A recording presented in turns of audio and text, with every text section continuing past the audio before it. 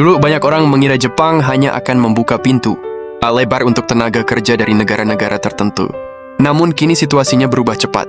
Di tengah krisis tenaga kerja yang makin nyata, nama Indonesia justru semakin sering disebut.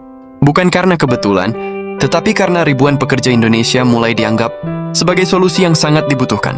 Dan yang mengejutkan, banyak pihak di Jepang kini berlomba mendapatkan mereka. Apa sebenarnya yang terjadi di balik perubahan ini? Mengapa negara Sakura, Jepang, kini begitu serius mencari tenaga kerja dari Indonesia? Dalam video ini, kita akan membahas bagaimana krisis demografi Jepang membuat banyak sektor kewalahan, mengapa pekerja Indonesia dianggap unggul, dan bagaimana peluang besar ini bisa mengubah masa depan. Banyak keluarga di tanah air. Tapi tunggu dulu, karena cerita sebenarnya jauh lebih besar dari yang terlihat. Jepang selama puluhan tahun dikenal sebagai negara maju dengan teknologi tinggi, disiplin kerja kuat, dan ekonomi besar. Namun di balik semua pencapaian itu, ada masalah besar yang terus tumbuh diam-diam.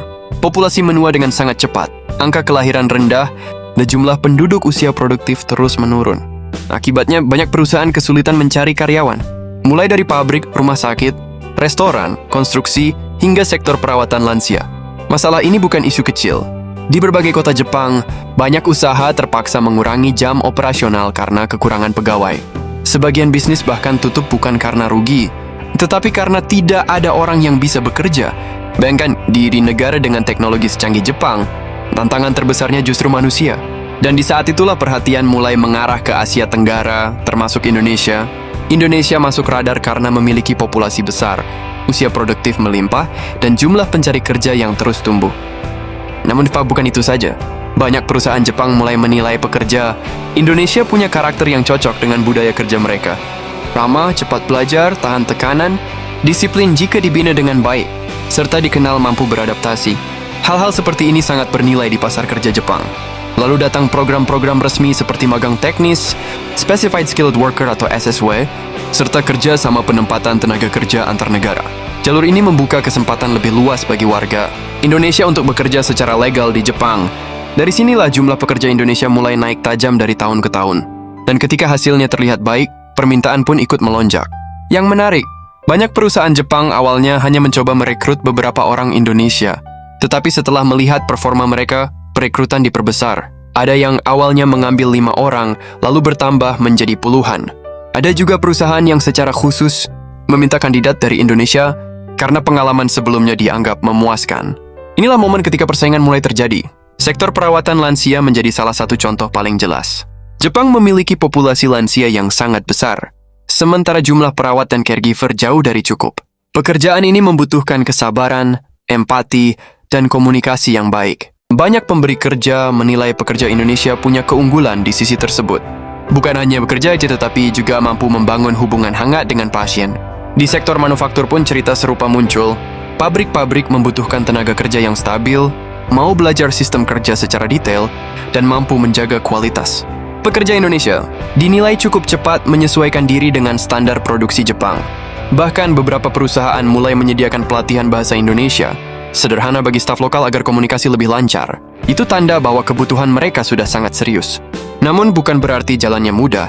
Banyak calon pekerja harus menghadapi tes bahasa, pelatihan keterampilan, biaya persiapan, dan adaptasi budaya yang tidak ringan. Jepang memiliki standar waktu, ketelitian, dan etika kerja yang sangat tinggi. Siapapun yang datang tanpa kesiapan bisa kesulitan. Tetapi justru disinilah pekerja Indonesia yang siap menjadi sangat bernilai. Yang mengejutkan banyak orang, persaingan mendapatkan tenaga kerja. Indonesia kini tidak hanya datang dari satu sektor.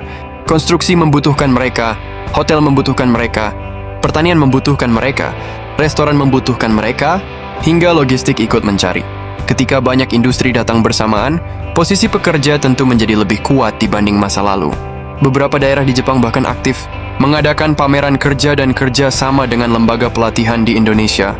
Mereka tidak menunggu kandidat datang sendiri. Mereka mulai mendekat ke sumber tenaga kerja. Lalu bagaimana reaksi negara lain?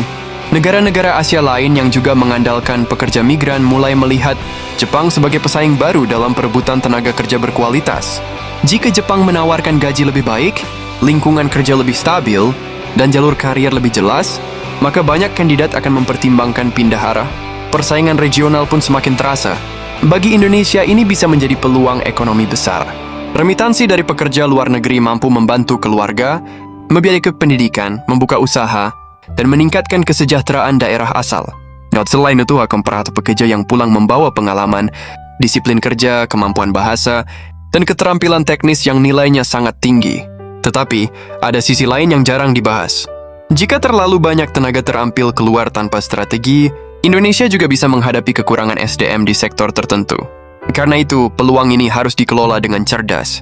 Kirim tenaga kerja, tingkatkan pelatihan, selalu pastikan ada jalur agar pengalaman mereka kembali menjadi kekuatan nasional.